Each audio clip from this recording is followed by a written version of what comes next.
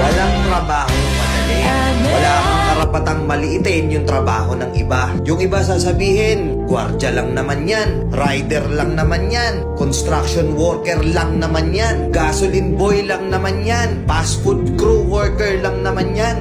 Pucha, nagkaroon lang tayo ng maganda-gandang klase ng trabaho. Akala na natin kung sino na tayong entitled sa mundong to. Pinamaliit natin yung mga taong mas mabababa yung sahod sa atin.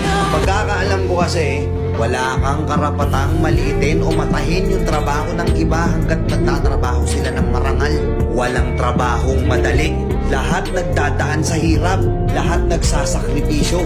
Kaya kung iniisip mong porket maganda-ganda yung trabaho mo, malaki-laki yung sinasahod mo, eh mamaliitin mo na yung mga trabaho ng mga taong nagtatrabaho na mas maliit yung sahod sa'yo. Mag-isip-isip ka.